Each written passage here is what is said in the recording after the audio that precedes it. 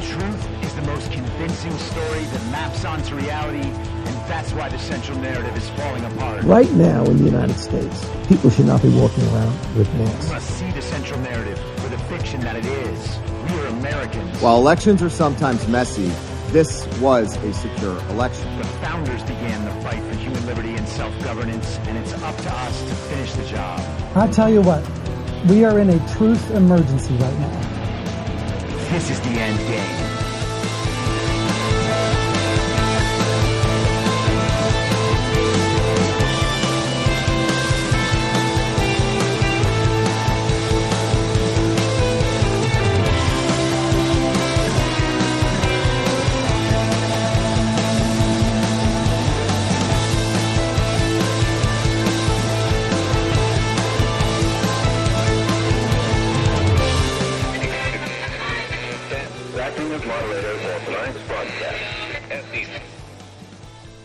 It's Tuesday, August 6th, 2024, the 1,294th day of dystopia. I'm your moderator, Chris Paul. Let's be reasonable. A warm welcome and hello to all of you listening through a paid subscription at imyourmoderator.substack.com. You can become a paid subscriber for as little as $50 a year or $5 a month, and in doing so, you will get the ad-free experience. You'll be able to participate in the conversation over on Substack, and you'll be invited to the interactive live stream every Wednesday afternoon. And if you can't or you simply don't want to, continue listening to the podcast for free on Substack, a wide variety of podcast platforms, and of course, Rumble. All I ask is that you share it with your friends.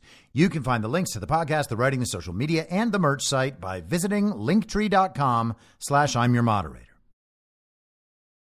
Anyone who understands the roller coaster we've been on these past few years knows we haven't reached the end yet, and there may still be hard times to come. And as we add $1 trillion to the national debt every 100 days, we could be headed for some shaky financial times. If you're like me, you're figuring out how to diversify and make sure some seeds are planted for whatever may come. And that's one of the many reasons I think Bitcoin is part of our future. But it's not only about money. Bitcoin looks to be a critical part of the next generation of technology, communications, energy, verification, and even national defense. I'd encourage everyone to do their research and do it now. And if you're convinced of the likelihood that Bitcoin is an essential part of our future, then you'll need an on-ramp. I recommend River. River empowers you to grow your portfolio without any unwanted surprises and eliminates third-party custodians, putting you in control of your assets. Open an account with no minimum purchase requirement. You can get your Bitcoin journey started with just $1. Visit partner.river.com/reasonable to create your River account today. That's partner.river.com/reasonable. Now, I know that many of you out there understand the need to diversify assets, or maybe you're looking to protect your retirement savings, but you're not quite there yet on Bitcoin, and you feel better about precious metals. I get that too. I think going in multiple directions is wise, and I do that myself. And when it comes to buying precious metals, you want to be working with a good company, and that's why I've partnered with Goldco. Goldco is a 6-time Inc. 5000 winner, 2022 Company of the Year, and they've helped people like you and me place over $2 billion in gold and silver. And I have gotten silver from Goldco. And right now they're offering my supporters up to $10,000 in bonus silver while supplies last. Don't pass this offer up. Go to reasonablegold.com now. This is your opportunity to protect you and your family from an out-of-control government before it's too late. So don't wait a second longer. Take action today. Click on the link in the podcast notes or go to reasonablegold.com now and get your free gold kit, your free IRA kit. You'll be glad you did. All right, so we're going to start out with the quote-unquote big news of the day. Kamala Harris, the fake vice president, who is running to be fake president for now as the presumptive Democrat nominee in this fake campaign until like 10 days from now when she becomes the real nominee for at least a little while, maybe. Well, she And by she, I mean whoever's deciding what she does. She chose a running mate. His name is Tim Walz, and he's the illegitimate governor from Minnesota, a place absolutely rife with election fraud, long ago taken over by the communists. Tim Walz is the sort of candidate that would excite absolutely no one, which makes him the perfect pick if you plan to eventually get rid of all of them. The big news of yesterday was the morning market crash. Today, we were told by John Harwood, TV character who plays an expert formerly of CNN and CNBC, that the markets rebounded in reaction to Kamala Harris's selection of Tim Walz as her vice presidential candidate. So cute. Could anyone imagine the markets turning on the selection of Tim Walz?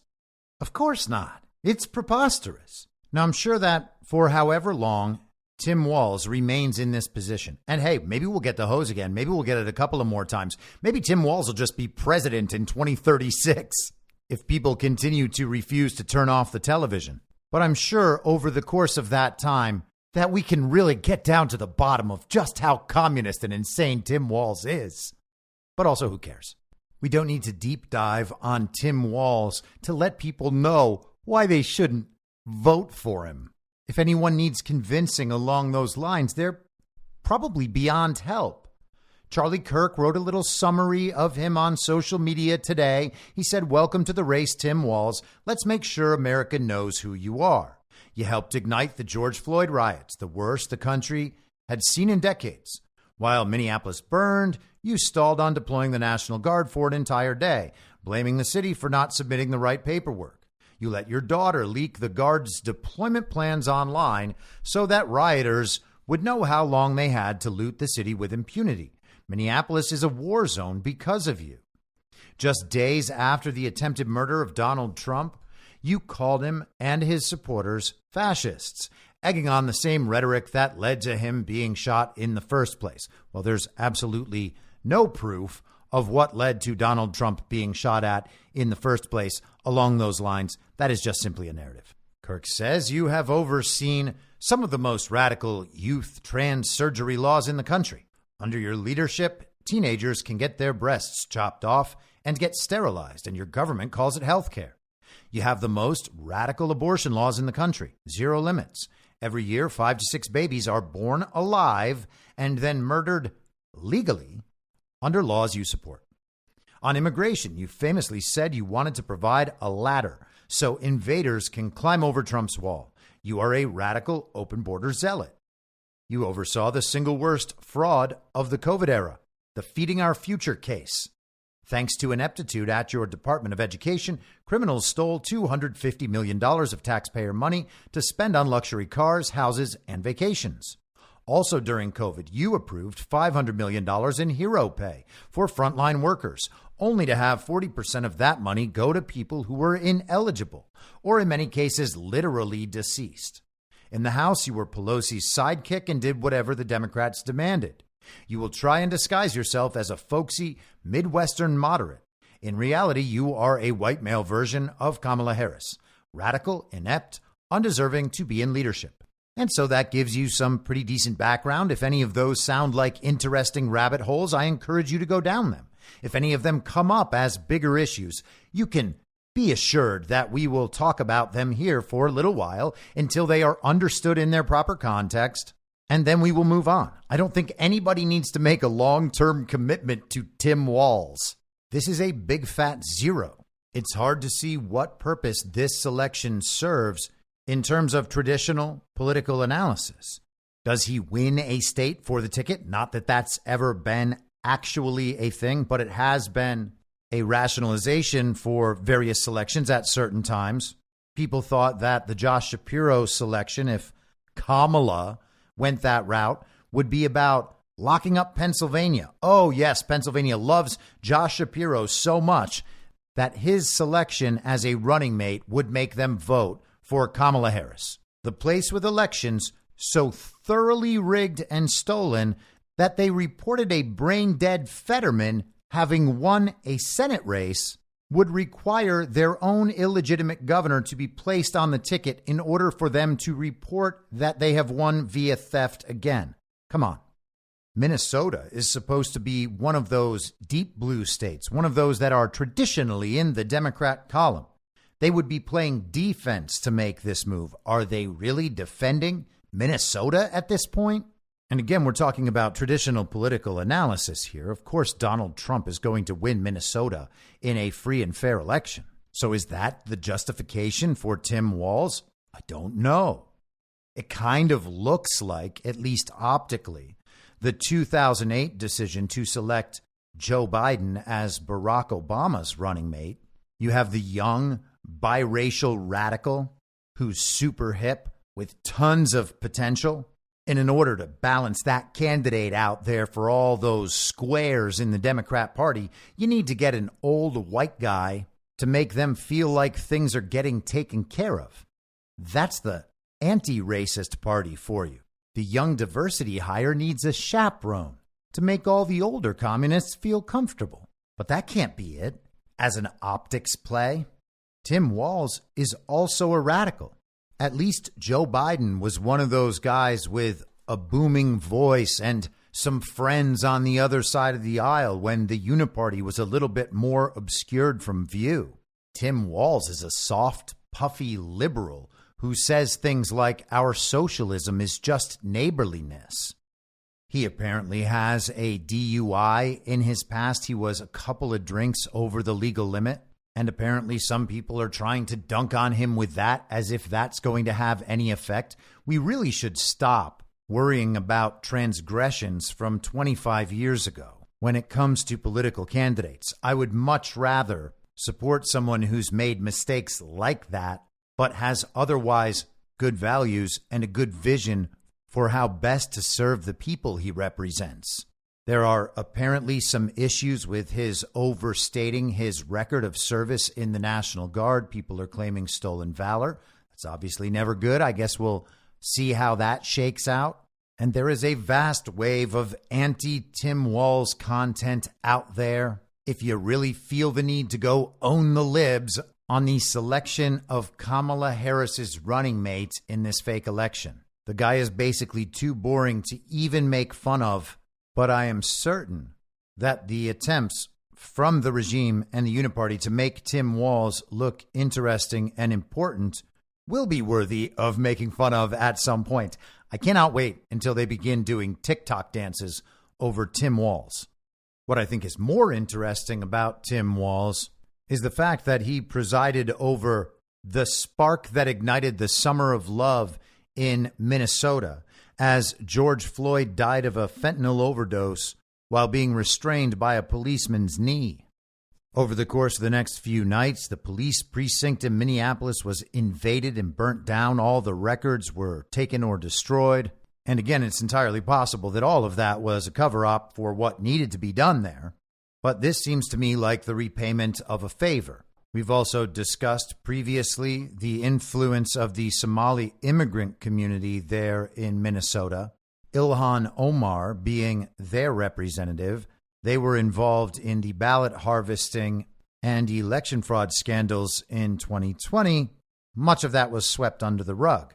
But the Tim Walz selection is so boring that there is news from last week that is more interesting than this breaking news story of the day. So let's find some more interesting aspects of this grand charade to discuss. Donald Trump participated in a live stream yesterday with a guy named Adin Ross, who came down to Mar-a-Lago in a Cybertruck with Donald Trump's iconic fight, fight, fight picture painted across the side of it. That was a gift for Donald Trump. Donald Trump was also gifted a Rolex. What a day Trump had. It might as well have been his birthday. After the interview, the two of them did Donald Trump's special dance together, and the whole event seemed like a big hit online. They had at least around 500,000 people watching at one point on this website, kick.com, which I had never gone to before. So that was obviously a huge deal for that platform. And there were a bunch of entertaining moments in that interview, but my favorite is this one right here. Ross takes him through a series of individuals getting Trump's reaction to each one of those people. He did Gavin Newsom right before this, and then leads into Justin Trudeau, also known as Justin Castreau, with an EAU. Let's see what we got next. Yeah, he's turned very liberal, actually. They say he's the son of Fidel Castro, and could be. I mean, anything's possible in this world, you know? You're going to learn as you get older. You've seen a lot already for your age. Per age, I would say. Per year spent, you've seen as much as anybody. But Justin Trudeau is, I get along with him very well, actually, but he seems to be going very progressive, and the people of Canada are not liking it. I mean, if they had a good conservative person, which maybe they do, maybe they don't, I don't know. But somebody that's a strong conservative would win in Canada. Now, I'm not sure if there at the end that was a bit of a veiled shot at Pierre Poilievre, who seems to be the Canadian Ron DeSantis. He seems like he is the controlled opposition establishment conservative alternative to Justin Trudeau. They push the progressive side of the agenda as far as they need it to go until the people can't take anymore. And then they allow the people to feel like they have won with this replacement candidate who just leads them to the same place under a different banner and maybe slightly slower, but maybe not. As for Trudeau himself, he's the guy who said he wishes that Canada could be a dictatorship like China, that he could just have Xi Jinping's powers so that he could implement all the solutions the globalists need to make Canada the sort of liberal utopia that can be a leader in a post-2030 world. Justin Trudeau is the man who Klaus Schwab cited as an example of someone leading a government fully infiltrated by the World Economic Forum. Trudeau is the one responsible for freezing the bank accounts of the Canadian truckers who were protesting his other policies. And he's the one with a deputy prime minister named Chrystia Freeland, whose grandfather was a Nazi propagandist.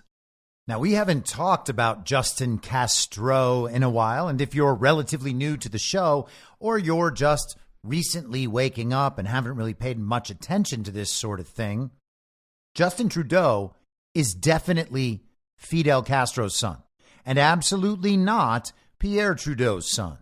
You know how I know that? Because I have eyes and a brain, and I will not override my eyes and my brain just because I have received information from authority.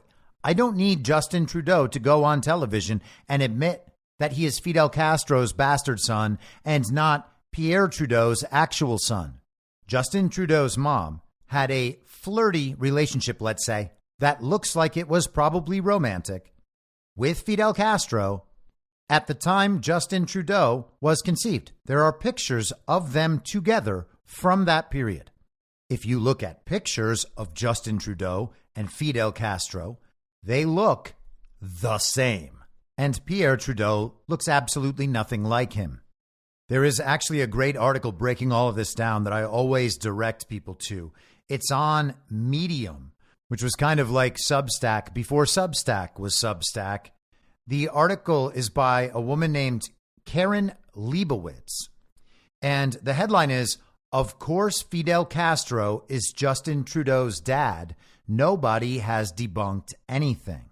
And she's right. Absolutely none of it has been debunked. It is the most obvious thing ever. In any age prior to this one, where we actually believe in DNA evidence and we pretend to need that in order to accept what our own brain and eyes tell us, everyone would have just known, obviously, that Justin Trudeau was Fidel Castro's son. Oh, Castro and his mom had a thing and he looks exactly like Castro? I can put 2 and 2 together, but not now. These days, Justin Trudeau's mom and Fidel Castro can have a thing, and Justin Trudeau can come out looking exactly like Fidel Castro, and people are like, oh, no. His father is the guy who shares his last name, even though he looks nothing like him. and my mind will not be swayed until I am told by an authoritative source that things are different than I understood them before, and or I receive DNA evidence from a proper scientific authority. And what are you supposed to say to people like that? Are you supposed to live in their world and pretend that they might be right? Are you supposed to go with the word of the authoritative source and make your decisions in conversation or in anything relating to Justin Trudeau on the basis that he's not Fidel Castro's son? It's always better to go with the right answer. You can discern the right answer with your eyes and your brain. And if somebody tells you that your eyes and your brain are wrong, then you should be looking on their claims with great suspicion. And they don't even have any claims. Their claim is just simply, no, he's not. But you can do that too. And then you should remember that the people saying, no, he's not, told you to wear 2 masks. Now, speaking of old school global regime communists, let's check in with Jamie Raskin, whose father was an old school global regime communist. And now I used to call Jamie Raskin Friar Cuck, but he doesn't have the Friar Tuck haircut anymore, where he was absolutely bald on top and a ton of hair around the sides. You might remember Jamie Raskin went under the do-rag for a long time. People just said, oh, that guy has cancer, I guess. And then he came out of cancer with way more hair than he ever had. And hey, if you're able to cycle through 7 John Fetterman and continue to convince people that one of them was elected senator despite being unable to talk, well, then you're probably the sort of person who might believe that a 60-year-old deranged communist could just start growing extra hair. But here he is talking about how sad and mad he is that the Supreme Court wouldn't remove Donald Trump from the ballot in the fake election. So now it's going to be up to Congress to keep Donald Trump from getting into office. What can be put into the Constitution can slip away from you very quickly. And the greatest example going on right now before our very eyes is Section 3 of the 14th Amendment, which they're just disappearing with a magic wand, as if it doesn't exist, even though it could not be clearer what it's stating. And so, they want to kick it to Congress. So it's going to be up to us on January 6, 2025, to tell the rampaging Trump mobs that he's disqualified. And then we need bodyguards for everybody in Civil War conditions, all because the 9 justices, not all of them, but these justices who have not many cases to look at every year, not that much work to do, a huge staff, great protection, simply do not want to do their job and interpret what the great 14th Amendment means.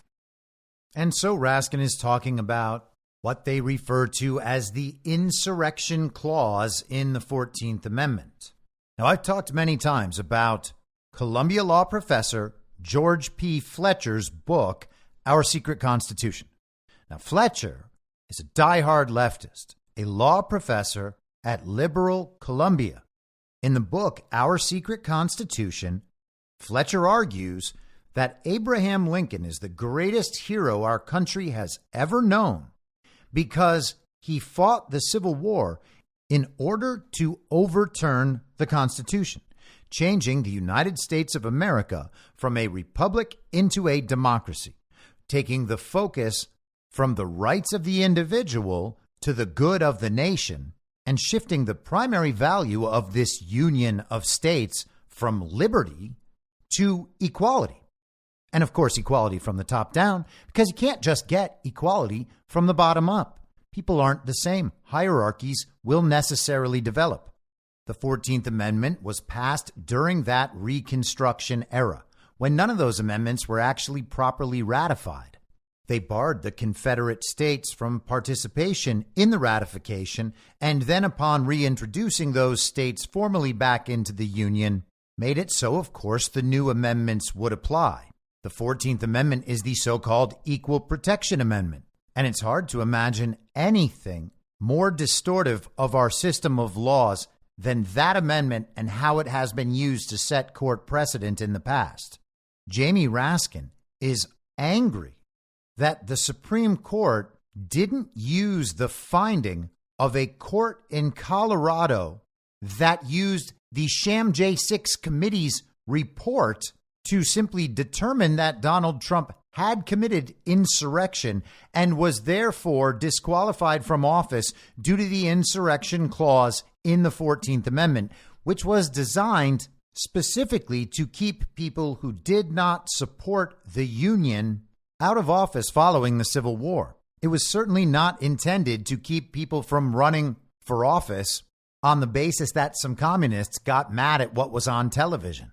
Raskin is talking about needing armed security. He's talking about Civil War conditions. And by the way, we're being told that there are Civil War conditions in the UK right now. Should we believe that? Everybody seems to, because it supports their political agenda.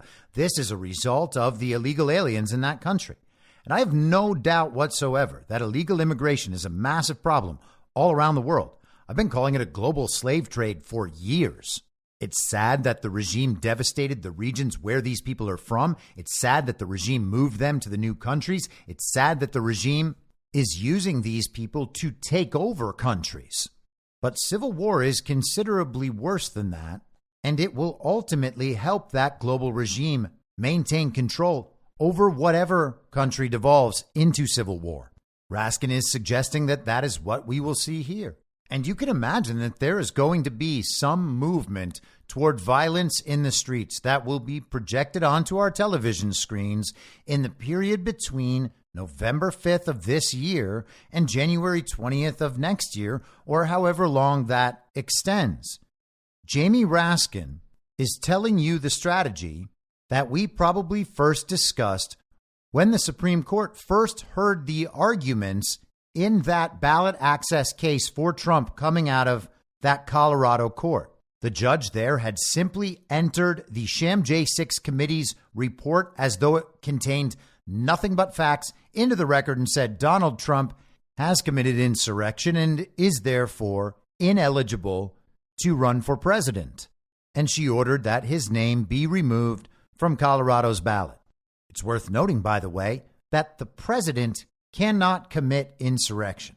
In fact, the president is the person who determines there was an insurrection. And Donald Trump actually has determined that there was an insurrection. He says it happened on November 3rd, 2020. People pretend that's just a euphemism because they pretend Donald Trump wasn't really president somehow. That everything he said doesn't count just because they're used to calling him stupid and racist and incompetent and everything else the television says. We talked about how in the course of those arguments before the Supreme Court, it sounded like the court was suggesting that if there was a determination of insurrection to be made, it would have to be done in the Congress. And assuming they intend to do that, what sort of scenario would we see in this November 5th very real election in order to make that possible?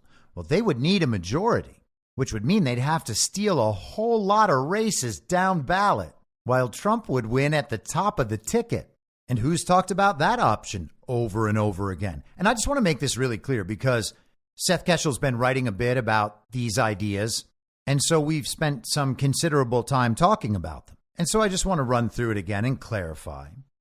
I believe that the best case scenario on our side is that it becomes completely obvious to everyone, hopefully before November 5th, but if not before, then on November 5th and the days to follow. If everybody wants to get the hose again, I guess we'll get the hose again. I would love to be able to do that before.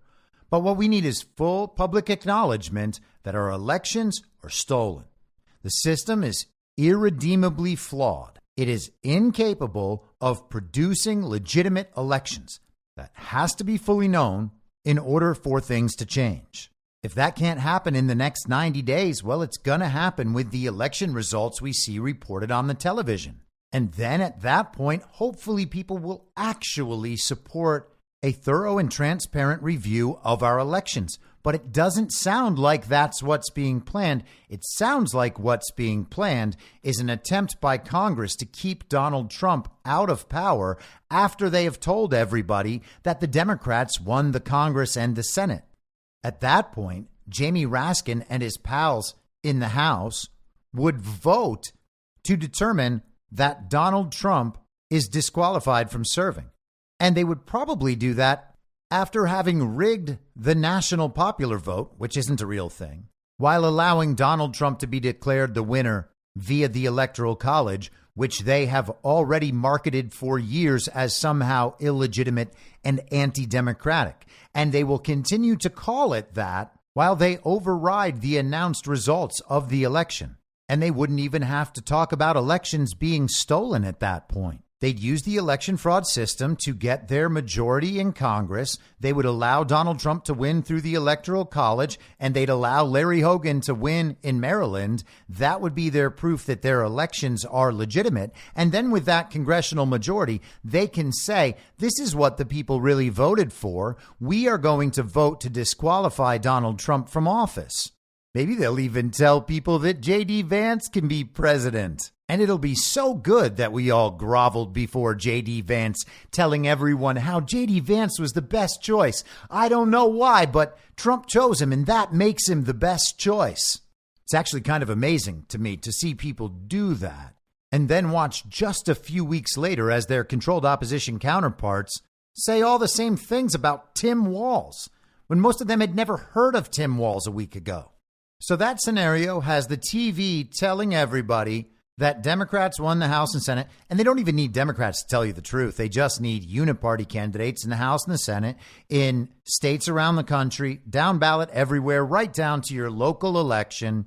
They preserve the election fraud apparatus. They get rid of Donald Trump in this vote by Congress. The fraud system remains in place. They just subvert things for a few more years, continue to implement their agenda, and they find themselves on an easy glide path into the completion of that 2030 agenda. Now, is that going to happen? Hopefully not. And if we actually have to watch all that stuff happen on television, hopefully people will stop believing the television by then. These things can't work unless the people go along with all of it. So the question becomes, will the people go along with all of it? Well, have they gone along with all of it so far? By and large, they have. People have not been able to let go of their favorite television characters. They leave the mainstream media and start a podcast that everyone is told is independent. And all of a sudden they're like, oh yeah, this TV man, he's a trusted voice. Are any of those TV men going to stand up and tell you the truth after the election? Or are they going to do what they did last time? I guess we shall see. And before we get off the subject, check out this clip from Trump spokesperson Liz Harrington sounding exactly like me. The most important thing to the regime is the lie and selling the lie. So it was so imperative for them to replace Joe Biden because there was no way they could sell once again. They already tried to sell him getting 81 million votes. No one believes that. They certainly couldn't sell the idea of Joe Biden getting 100 million votes in 2024. So he was never going to be the nominee. That's why they had to get rid of him. And magically, after President Trump is crushing Joe Biden in the polls, actually, I think much higher than the public polling was. They released the polling. It was like only up of 3 to 5 points. I think it was actually up double digits. But magically, when Joe Biden gets out of the race, we have this narrative, the polls are tightening because they need to sell the lie that Kamala Harris can beat Donald J. Trump, because the truth is she can't beat him either. President Trump is the leader of the biggest political movement in American history, and he's only gotten stronger after everything they've thrown after him. And after they tried to kill him, I mean, he's almost unbeatable at this point. There's nobody that they could really put up. But they have to have the narrative that this race is tightening and that it's close. And what are they trotting out here? The Sun Belt. What states? Arizona and Georgia. Well, that's ground zero of the stolen election in 2020. Those are two places between Fulton County and Maricopa County, many others in between. I mean, the whole states are very corrupt. But those are states that they can cheat. They think they can cheat and steal once again. And as long as they have this narrative that the polling is tightening, they think that they can get away with it. But I don't think they're going to be able to, because it's just going to be so overwhelming. The American people are not going to believe it. So those are basically all my arguments in my language.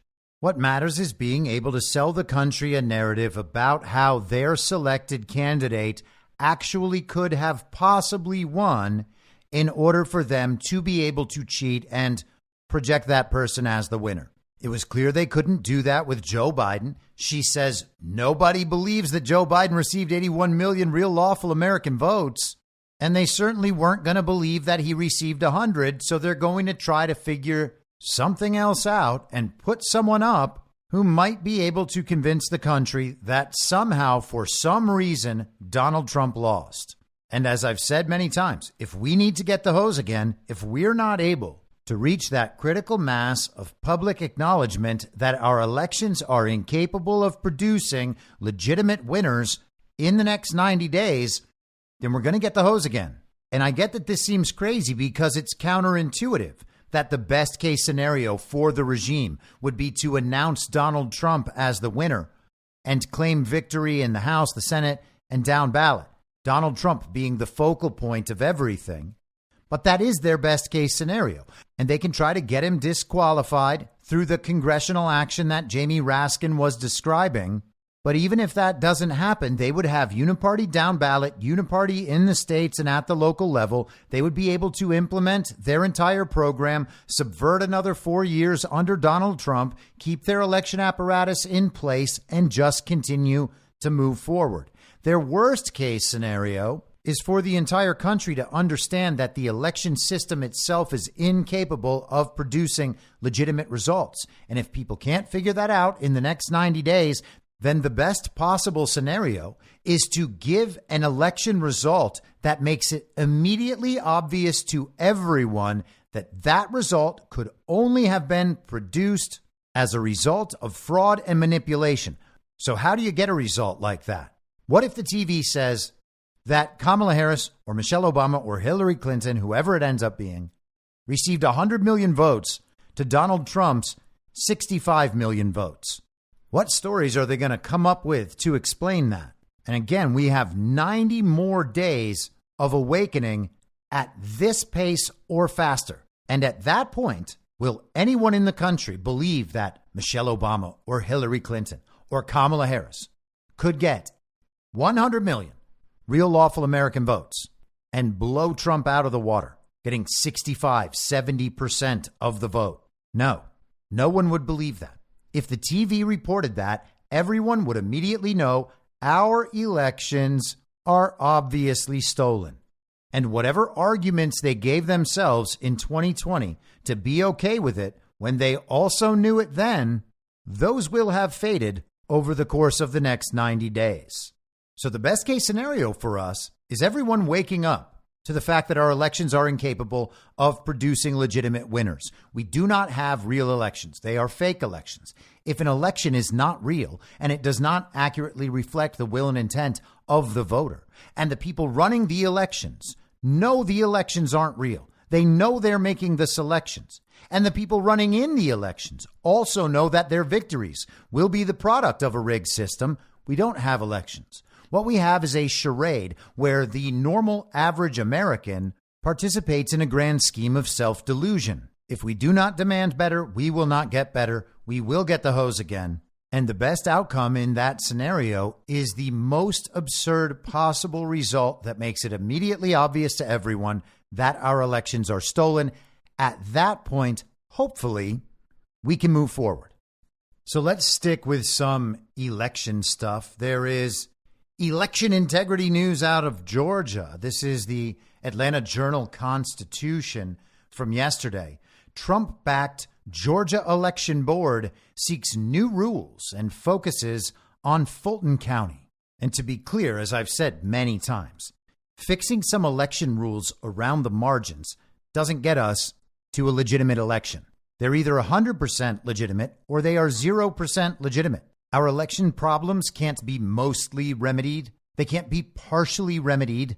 We either have simple election processes that maximize for election integrity, that are fully transparent and fully verifiable by everyone, or we have elections that should not be trusted by anyone and whose results should not be believed by anyone. So I don't look at these election integrity measures as steps toward a more free and fair election. That's not what's going to happen. They're not just going to give away little pieces of their election fraud apparatus. If they allow one loophole to be eliminated, trust that they can make up for it with some other method.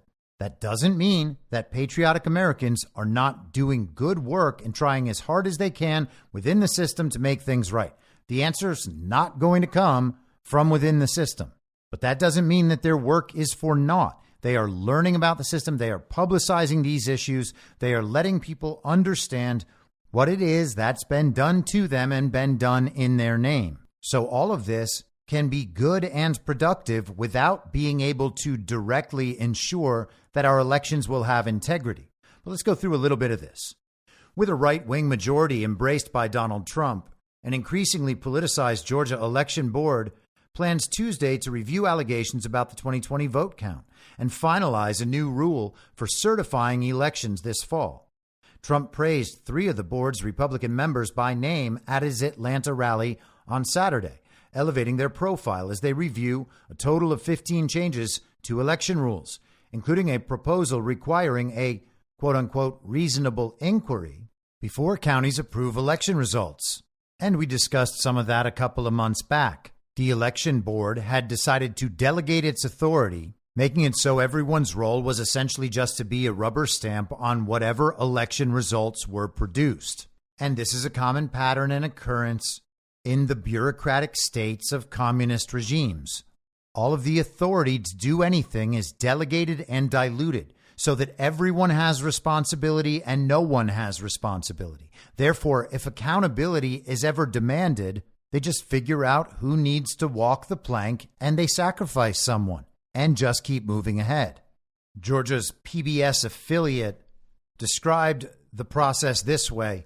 The board meeting Tuesday is set to include several GOP-backed rules that received Trump support during a rally at Georgia State University on Saturday. The proposed rules include allowing partisan poll watchers greater access to observe ballots being tabulated, requiring updated daily hand counts of ballots cast, and allowing local election officials more latitude to protest election results prior to certification.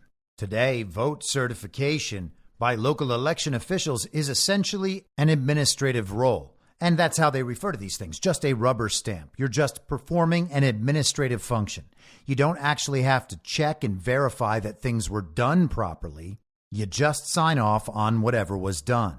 Then the author proceeds to have a meltdown over the fact that some of the people on the Georgia Elections Board don't believe that Joe Biden actually won a free and fair election. They don't believe he actually received 81 million real lawful American votes. And of course, they don't believe that because there's absolutely no chance it happened and no proof anywhere that it did. That's why they don't let you check. So Georgia, that was one of the crime scenes of 2020. And of course, every other election cycle. We discussed Brian Kemp yesterday. And for all of those normie establishment Republicans out there, if Brian Kemp is so great, why hasn't he done anything at all about elections in Georgia? Why do people complain about the fake and illegitimate Biden and Harris administration when they didn't even push Republicans like Brian Kemp to hold legislative special sessions or review their elections?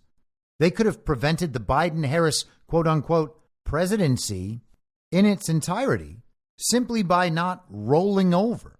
But they took the incentive, they wanted to avoid the punishment, and instead the conservative establishment gifted all of us with 4 years of this fake administration. But let's go to Arizona, where the same could be said about Doug Ducey in 2020. And again, maybe it's some kayfabe operation. Maybe Doug Ducey did exactly what he was supposed to do.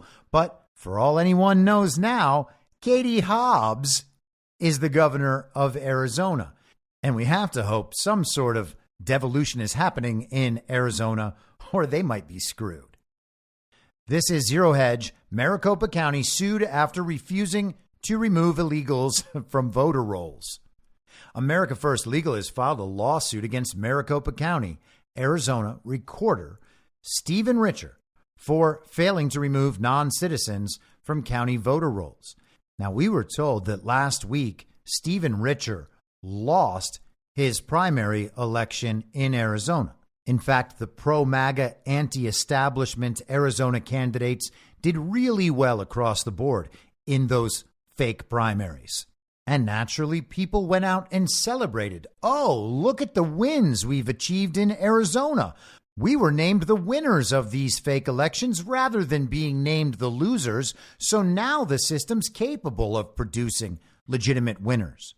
And it feels like we should say that because we know that they actually do have the people's support. And we can't imagine why they would ever let any MAGA candidates win in a primary if they can still rig the general election. And for anyone thinking that, just look back to 2020 when John Fetterman beat Dr. Oz.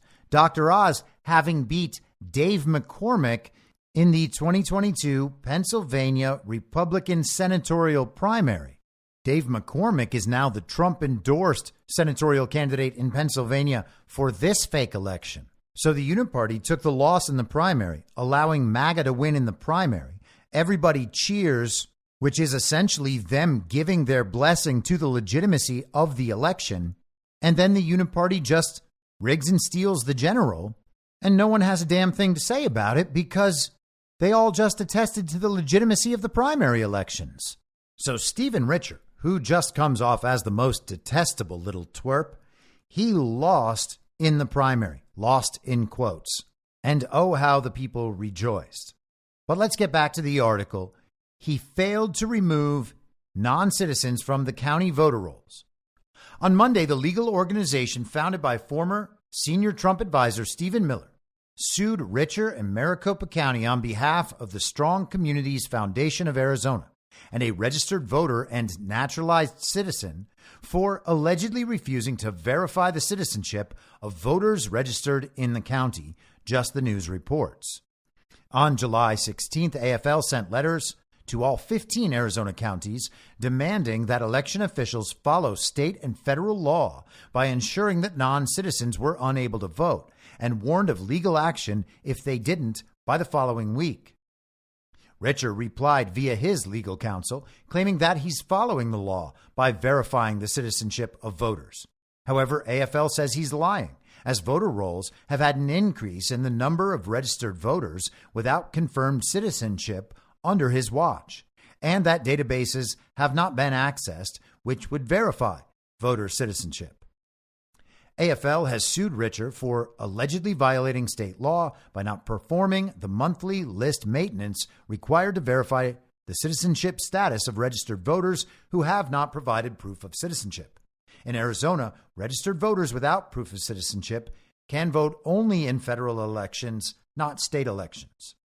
The lawsuit alleges the number of registered voters without proof of citizenship has jumped from 21,595 in April to 26,108 in July, this according to Just the News. Miller is quoted as saying, Maricopa County, in direct violation of state law, is refusing to remove illegal alien voters from the rolls. We are taking decisive action, suing Maricopa County for unlawfully permitting illegal aliens and foreign citizens to interfere in the 2020 election. Now, last week, the FBI and CISA, two agencies that were intimately involved in the as yet unresolved election theft of 2020, put out a public service announcement, this from July 31st, 2024. You can find it at CISA.gov. The headline is, Just so you know, DDoS attacks could hinder access to election information, would not prevent voting. The FBI and CISA are issuing this announcement to raise awareness that distributed denial of service attacks, these are DDoS attacks, on election infrastructure or adjacent infrastructure that support election operations could hinder public access to election information, but would not impact the security or integrity of election processes. So basically, if there is this attack, you would not be able to know what's happening, but trust the government, nothing bad is happening. all of the important functions in order to carry out the election, those will still be going. They just won't be transparent. It'll be impossible to share information properly, but they will be able to get all the information just perfectly. These low-level attacks, they write, which are expected to continue as we approach the 2024 U.S. general election, could disrupt the availability of some election-related functions, like voter lookup tools or unofficial election night reporting during the election cycle, but will not impact voting itself. Threat actors may falsely claim that DDoS attacks are indicative of a compromise related to the elections process as they seek to undermine confidence in U.S. elections. In recent years, DDoS attacks have been a popular tactic used by hacktivists and cybercriminals seeking to advance a social, political, or ideological cause. DDoS attacks occur when malicious cyber actors flood a public-facing, internet-accessible server with requests, rendering the targeted server slow or inaccessible. This temporarily prevents legitimate users from accessing online information or resources, such as web pages and online services, and may disrupt business activities for a period of time. Specific to elections, DDoS attacks targeting election infrastructure could prevent a voter from accessing websites containing information about where and how to vote, online election services like voter registration, or unofficial election results. In the event that foreign actors or cyber criminals conduct DDoS attacks against election infrastructure or other infrastructure supporting election administration, the underlying data and internal systems would remain uncompromised, and anyone eligible to vote would still be able to cast a ballot. In the past, cyber actors have falsely claimed DDoS attacks have compromised the integrity of voting systems to mislead the public that their attack would prevent a voter from casting a ballot or change votes already cast. The FBI and CISA have no reporting to suggest a DDoS attack has ever prevented an eligible voter from casting a ballot, compromised the integrity of any ballots cast, or disrupted the ability to tabulate votes or transmit election results in a timely manner. Now, it's important to remember that the election equipment is not attached to the internet, right? Right? That's what they say, right? And that's the only way that anything could ever happen with those systems. Right? That's what they talk about when the systems are hacked, right? Oh, wait, that's not what's required? The TV's just lying again? The machines are just networked internally? And while the machines themselves might not be directly connected to the internet, one part of the internal network is connected to the internet, which is essentially just the same thing? Oh, yeah, that's exactly how it happens. And is the voting system software already compromised? Yup, it sure is. Is it updated properly? Nope. Do they run the proper certifications at the right times? Nope. If that's not enough, can someone simply bring in a thumb drive that reprograms the voting software? Yup. So all that other nonsense doesn't matter at all. And none of this was a secret about 6-7 years ago. It only became a secret after the 2020 election that didn't go the way they expected. Let's get back to CISA and the FBI telling us how everything is very safe and very secure. In addition to direct communication channels such as official websites, election offices across the country have identified alternative channels to disseminate information to voters, such as traditional news outlets, direct messaging to voters, and other backup resources. Election officials have multiple safeguards, backup processes, and incident response plans to limit the impact of and recover from a DDoS incident with minimal disruption to election operations. And they lay out some recommendations. The FBI and CISA recommend voters take the following precautions. Seek out information from official sources, such as state and local election officials, about registering to vote, polling locations, voting by mail, and final election results.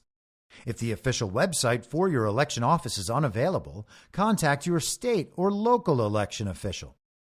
Remember that DDoS attacks cannot impact the security or integrity of the actual election systems. And they basically sound like the stewardesses on a flight when they tell you how to inflate the life vest and put your own mask on before assisting others.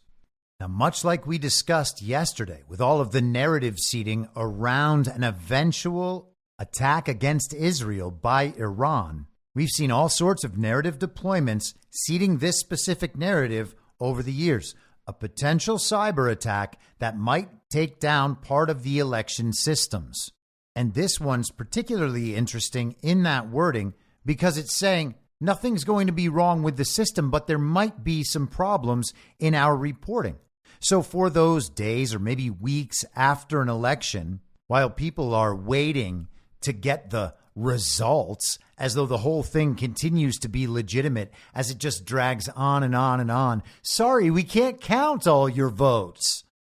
No one will know what's happening because the parts of the system designed to be reporting those results that whole time, well, they're going to simply be out of service for a little while. And I imagine that's so no one will have to watch the number of votes drop or flip on their television screens as our elections are manipulated in real time.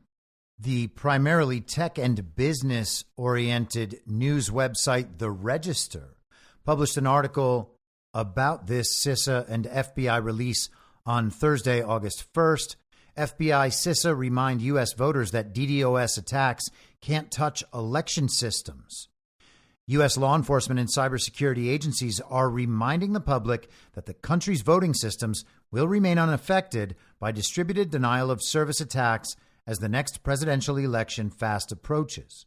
The PSA from both the FBI and CISA soon followed an 8-hour outage at Microsoft Azure this week, which it admitted yesterday, again last Wednesday, began as a DDoS attack whose impact was actually exacerbated by an error in the Windows maker's implementation of our defenses. That is a quote, apparently, from Microsoft.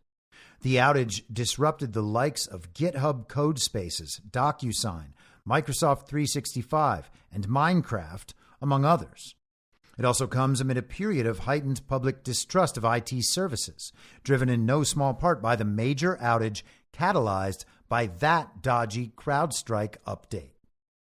The joint PSA said that the security of voting systems or adjacent infrastructure would not be affected should a DDoS attack target them, and the most significant impact that could potentially manifest would be related to the access of information. Things like voter lookup tools and, quote, unofficial election night reporting, end quote, were included as examples of services that could be made unavailable. And let's just pause for a brief thought experiment. Imagine election night if the results aren't able to be sent through Edison Research and then broadcast. They do the vote reporting throughout the night and have since 2017. They also report on the early exit polling. Edison Research was the group we just talked about last week who reported the results of the supposed exit polls in the Venezuelan election that they said indicated Maduro actually lost in a landslide and was attempting to steal his election. But imagine we just go through election night without anyone seeing any real-time election results, where people aren't just glued to the screen watching everything update as the media sets narrative after narrative after narrative throughout the night, making sure to disseminate the official story and all the slogans within it so everyone knows exactly how to feel, and most importantly, they know that the election is very safe, very secure, and that the reported results will eventually accurately reflect the intent of the voter. I actually think that might be amazing. It would just be one more way to watch the traditional and corrupt system break down in real time and then scramble to recover in order to complete whatever steps necessary to disseminate the narrative they need to push ahead with the rest of their plan. The tech outlet Wired published an article on CISA just yesterday. The headline, How Project 2025 Would Put U.S. Elections at Risk. The winner of the 2024 U.S. presidential election will confront complicated questions about whether the government is doing enough to protect the country from cyber threats. But one leading conservative group is sidestepping those questions and pushing to shrink the government's main cyber agency, calling it a bastion of far-left tyranny. Project 2025, a widely circulated playbook from the influential right-leaning Heritage Foundation, takes aim at the Cybersecurity and Infrastructure Security Agency on several fronts, especially its efforts to reduce dangerous online misinformation. If former President Donald Trump wins the election and appoints officials who follow the playbook's recommendations for CISA, the 5-year-old agency could face an unprecedented crisis. Trump has disavowed Project 2025, a 900-page document full of controversial proposals, but its authors have close ties to his former administration and his campaign, and many of its recommendations align with Trump's agenda. If he wins a second term, Trump is likely to embrace Project 2025's combative approach to CISA, whose director he fired for debunking his lies about the 2020 election. That makes the 2024 election an existential moment for CISA. Now, I don't know if you're picking up on this, but this is a whole lot of guilt by association. So many of these media outlets are continuing to refer to Project 2025 and the priorities outlined in Project 2025 as though they were things that Trump actually intends to do. Just some strange kind of guilt by association, because certain people involved in Project 2025 were in the Trump administration in the first term, and some of them are involved somehow in his campaign. That means that Donald Trump is going to do these things. So because someone wrote these plans down in Project 2025, Donald Trump presents a threat to an agency that Trump created. And by the way, go ahead, get rid of the agency. I'm not suggesting that Donald Trump is going to be some kind of defender of CISA. I have no idea what he intends to do with CISA. I just know this doesn't make any sense at all. But let's continue. If every recommendation in this proposal were accepted, this would significantly weaken CISA as an agency, says Steve Kelly, a former special assistant to the president and senior director for cybersecurity and emerging technology at the National Security Council.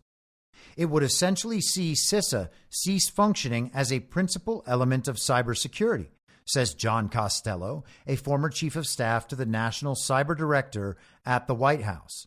It really takes out many of its central functions.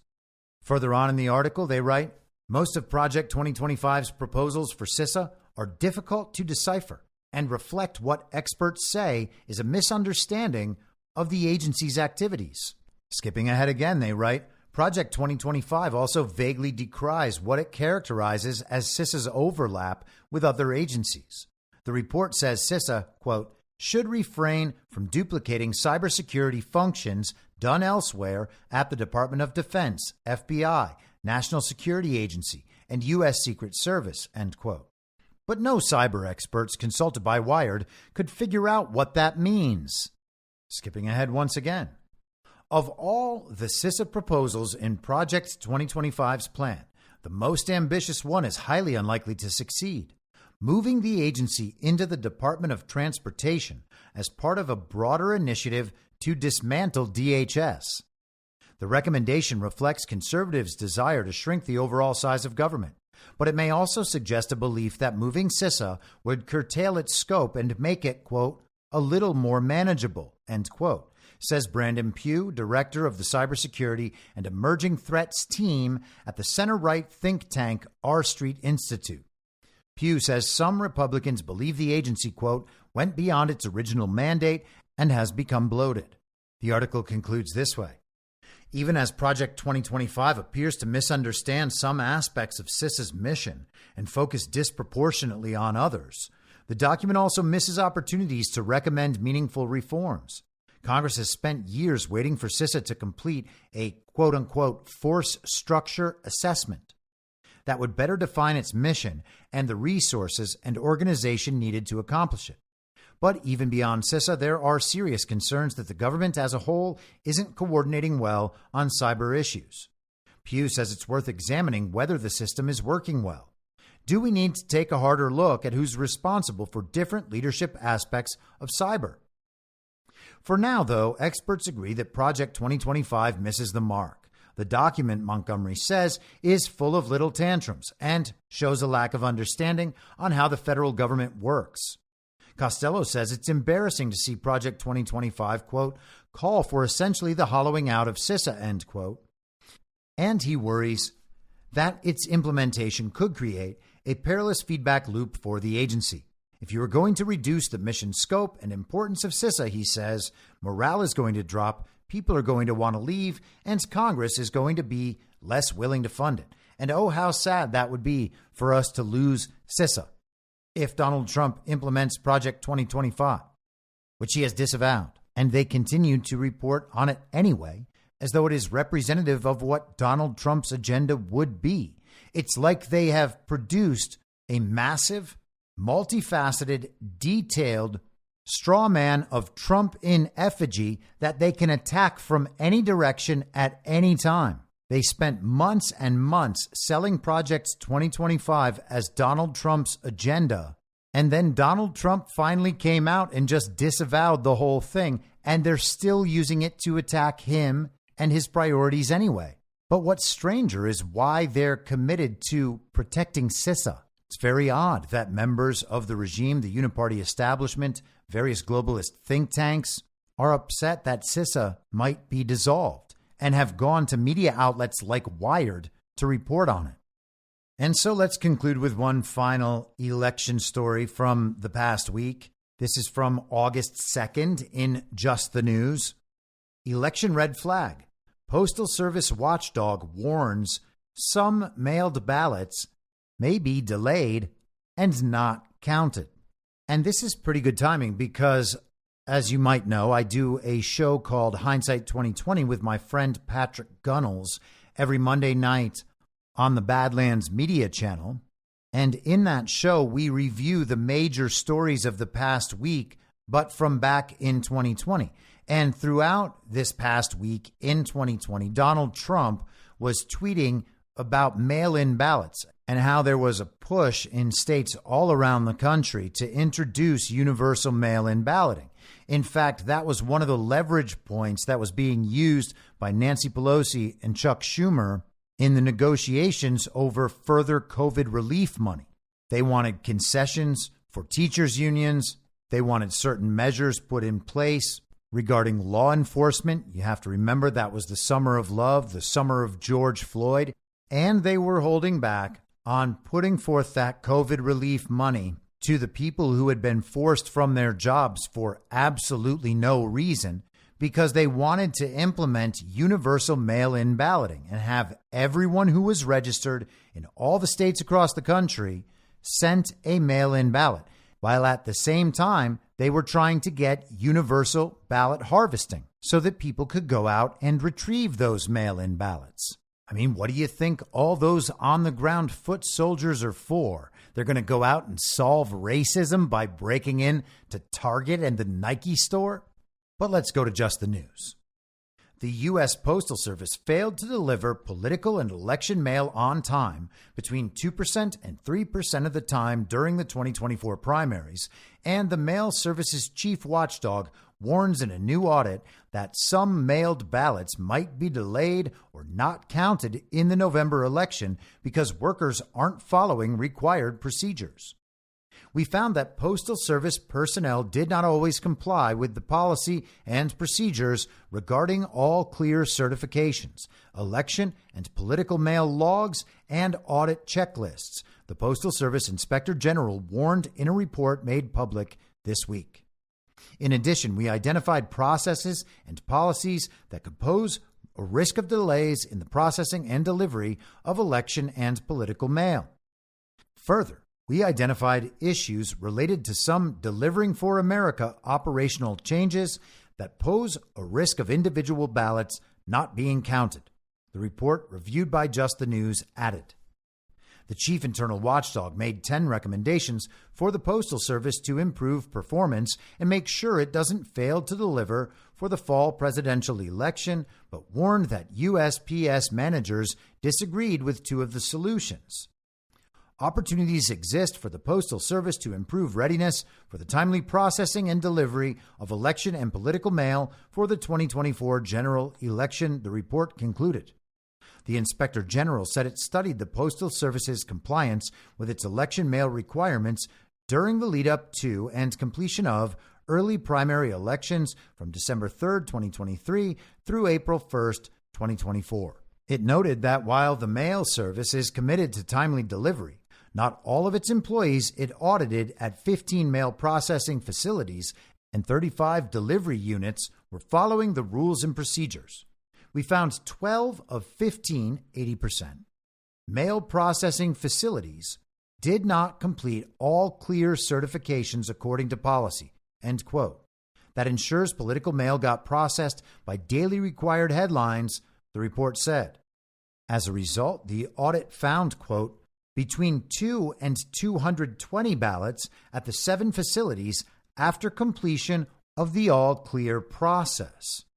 Overall, ballots to voters were processed on time only on an average of 97.01% of the time, while ballots returned to election counting centers were processed about 98.17% of the time, the IG reported. The National Conference of State Legislatures says that 8 states, California, Colorado, Hawaii, Nevada, Oregon, Utah, Vermont, and Washington, as well as the District of Columbia, allow all elections to be conducted entirely by mail.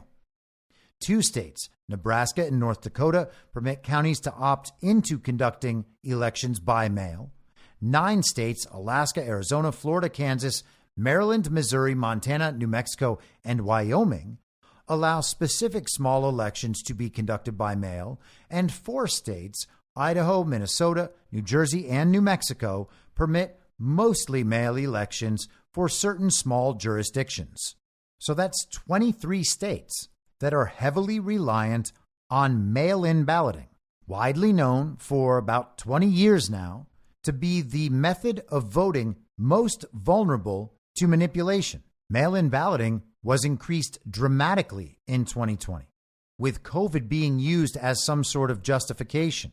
We were going through an article last night from Nevada, Governor Sisolak pushing through these regulations to expand mail-in voting in the 2020 election. The argument being that they were just trying to keep people safe. They didn't want them to go out and have to vote on election day, because you remember how going outside and being around people could immediately cause your death at any time. So they needed to make it so people could vote from home. And then because that wouldn't enable enough fraudulent votes to be entered into the process, they went ahead in coordination with Mark Zuckerberg and the Center for Tech and Civic Life and set up all those ballot drop boxes all over the place. California, of course, just scoffs at all that. That's all rookie stuff as far as California is concerned. You can just print your own ballot out at home and then throw it in one of those drop boxes. In fact, anyone can do that. They can do it as many times as they want. And they got to count all those ballots. Otherwise, it's voter suppression. But at least J.D. Vance told us that Georgia was working toward voter ID, and that would help a little bit. Just the News writes, that means 2 or 3% of ballots gone missing in the mail could add up to tens of thousands or more votes, uncounted nationwide in the November election. Other election and political mailings weren't processed on time about 2.5% of the time, according to a chart inside the report. Among the issues flagged in the report were that postal employees didn't keep required logs of processing ballots and election mail, and there was, quote, lack of management oversight and monitoring to ensure that election mail and political mail audit checklists were properly completed with accurate information, end quote. And I want to go back to the end of that article in the Register. Here's how that article concluded. All of the efforts over the past decade or so have hammered voter confidence in elections. And the article is talking about efforts from foreign actors to reduce confidence in our elections. They write, according to nonprofit World Justice Project, just 58% of U.S. citizens believed they could vote freely and without harassment or pressure, a significant drop from 91% in 2016. Equally, the Pew Research Center found the events surrounding the 2020 election had a negative impact on voter confidence, too. So any realistic assessment of our elections in this country paints a pretty grim picture. The system is irredeemably flawed. And rather than people recognizing that and communicating about that and seeing what should be done about that, people are doing everything they can to preserve the old system, much like we discussed yesterday. People are trying in good faith to make changes around the margins, and that stuff can be helpful in the learning process and the efforts to expose what the system really is. But it's not going to get us to free and fair elections. And if we don't have free and fair elections, if our elections are not transparent, if they're not verifiable by everyone, then we don't have elections at all. They've already lost the confidence of the participants. It doesn't matter who loses. The other side is going to claim cheating, and both sides will be justified in doing so. That's how bad the system is. The system cannot produce a legitimate outcome. Now, I believe Donald Trump had a vast majority back in 2020, and I believe his majority is even larger now. He's more popular and more powerful than ever, and so is the movement that supports him. And people have this urge to just go out and vote, thinking that if enough people do it, they cannot possibly create enough fake and fraudulent votes to overcome that massive red wave. Well, it's never worked before. In our community, people have talked about this for years. They always say, you got to get out there and vote. We know it's rigged, but we can overcome it. And people believed that they did that in 2021 because they were told that Glenn Youngkin won. The red wave materialized in Virginia due to wokeness at the Loudoun County schools. There were problems there, figuring out who had the wee-wees and who had the hoo-haws.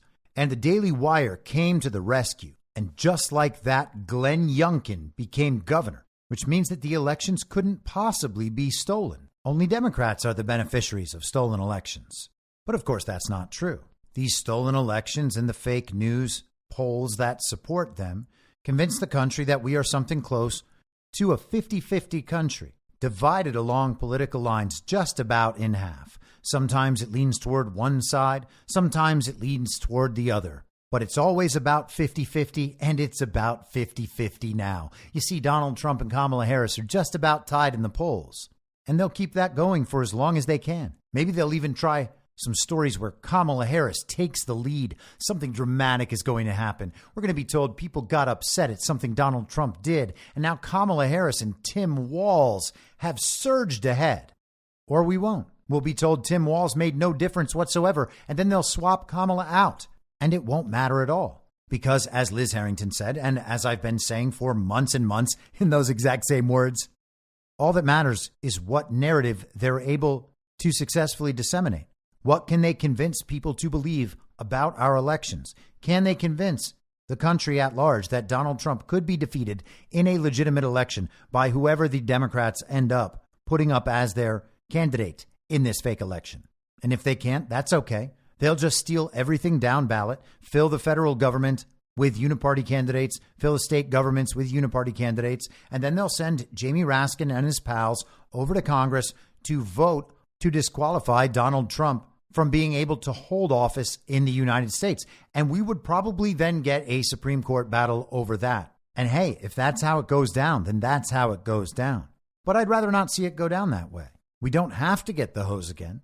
But in order to avoid getting the hose again, we are going to have to reach that critical mass, that consensus buy-in that our elections are incapable of producing a legitimate government, one that can govern with the will and consent of the people. And we can't do that by falling into all of the traditional political analysis in this traditional political cycle where we care when a fake vice president announces her candidate for fake vice president. If we want to avoid civil war and we want to avoid 4 more years of this inescapable nonsense and fakery, then we need to recognize it for what it is and call it for what it is, because otherwise there's no way out. All right, so Wednesday live stream tomorrow for paid subscribers. That's going to start at 6 p.m. Eastern. I will be sending around the link to that in a Substack blog post sometime tomorrow morning. And as far as this podcast is concerned, I will be back on Thursday at the same reasonable time on the same Reasonable Podcast Network. I don't have a network. Masks and lockdowns don't work. They lied to you about a pandemic. And Joe Biden will never be president. In my mind, that's the end game. If you're listening to this episode for free, you can support me and support the show and the work I do by signing up for a paid subscription at imyourmoderator.substack.com. You can do so for as low as $50 a year or $5 a month. Comes out to under a quarter per episode, and you'll blast right through the paywall for all of the writing. The merch store is www.cancelcouture.com, and you can find everything else by heading to Linktree. Linktree.com/I'mYourModerator. And I'll see you soon out on the range.